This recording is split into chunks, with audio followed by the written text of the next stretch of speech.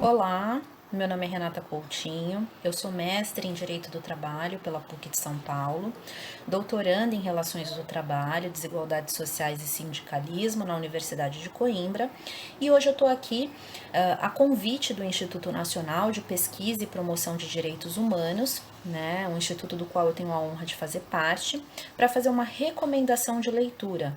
A ideia é ampliar o debate acerca dos direitos humanos. E para isso eu trouxe um livro, que para mim é essencial, que se chama O Privilégio da Servidão, o Novo Proletariado de Serviços na Era Digital. Esse livro, que é um livro do professor Ricardo Antunes, para quem não conhece, o professor Ricardo Antunes é um dos maiores intelectuais da sociologia do trabalho, no Brasil e no mundo. E por que eu escolhi esse livro?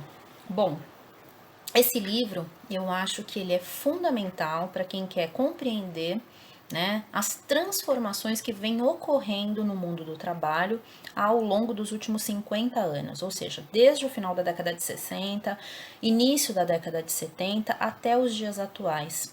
Ele é um livro que nos permite compreender o processo de reestruturação da produção, o processo de reestruturação produtiva, que é um processo permanente, e também é um livro que nos dá base para compreender e enfrentar o mundo do trabalho tal qual ele nos é apresentado hoje. E eu diria mais, ele também é um livro que nos permite compreender as transformações ideológicas e políticas que incorporam esse processo, ou seja, ele nos permite, analisar as transformações políticas e ideológicas e compreender por que essas mudanças se realizam no campo da prática, no campo das relações de trabalho. Então, eu diria que é um livro completo para quem quer estudar, a partir de um olhar sociológico, o mundo do trabalho. Outro ponto que eu acho central nesse livro também é que ele consegue identificar quem é esse novo proletariado de serviços, no sentido da sua configuração mesmo. Ou seja, o professor Ricardo Antunes ele faz esse questionamento, Será que a gente está diante de um tipo de trabalhador que se aproxima daquilo que a gente conhece por classe média, ou será que a gente está diante de um novo protótipo de proletariado que precisa realmente ser estudado, que precisa realmente ser investigado? E para lidar com essas questões, o livro é estruturalmente dividido em 4 grandes partes, cada uma delas com inúmeros capítulos. Na primeira grande parte, a gente percebe que tem uma análise mais global, ou seja, uma análise do cenário global do trabalho. Então, o autor ele vai tratar de países como Índia, China, Estados Unidos, países da Europa, países da América Latina, Japão, entre outros, e tentando analisar e identificar a expansão da economia digital, como que a imposição do sistema financeiro interfere na degradação dos direitos trabalhistas, vai falar sobre uberização do trabalho e também vai traçar um panorama do que é a classe trabalhadora hoje, muito mais fragmentada, muito mais heterogênea, complexa, e também marcada por questões de gênero, raça e etnia. Já na segunda grande parte, a gente percebe que o olhar está voltado para o Brasil.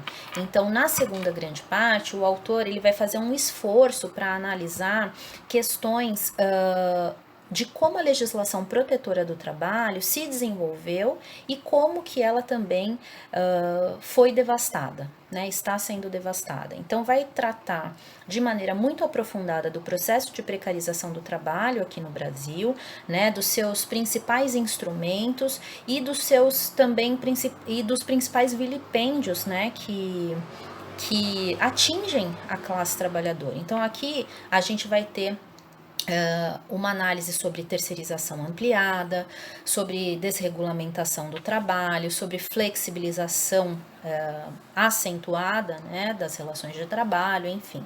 E também uma análise de como esses instrumentos eles afetam o sindicalismo no Brasil. Já na terceira grande parte, ele chama de Era das Conciliações, né, das rebeliões e das contra-revoluções.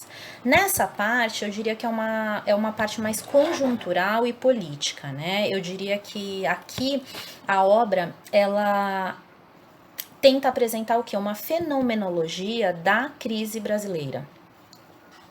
Por quê? Porque ela vai analisar o processo, que é um processo complexo da crise política no Brasil, né? Desde a fase do Lula, lá em 2002, 2003, até, né, atravessando 2013, o período das rebeliões, até chegar à queda da ex-presidenta Dilma em 2016. Então, aqui é importante até fazer um adendo, porque eu tenho a primeira edição desse livro é de 2018, mas a Boitempo, ela lançou a segunda edição atualizada em 2020 e aí foi incluído um novo item que vai tratar desde o período Temer até a nossa atual conjuntura com o governo do Bolsonaro. E caminhando agora para a última parte, a quarta e última parte, que na verdade é uma indagação, né? Porque o autor pergunta: há alguma luz no fim do túnel? Então, é algo que ele mesmo menciona, né, para não deixar a gente sem esperança, né? A gente pode ter esperança, né? Ou é o fim da história? Há futuro para o sindicato num cenário tão devastador quanto esse que a gente está vivendo atualmente?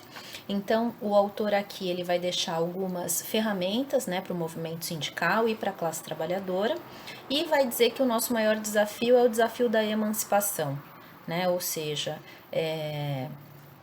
o grande desafio que a gente tem que encarar é o desafio de desenvolver um projeto de emancipação humana e social.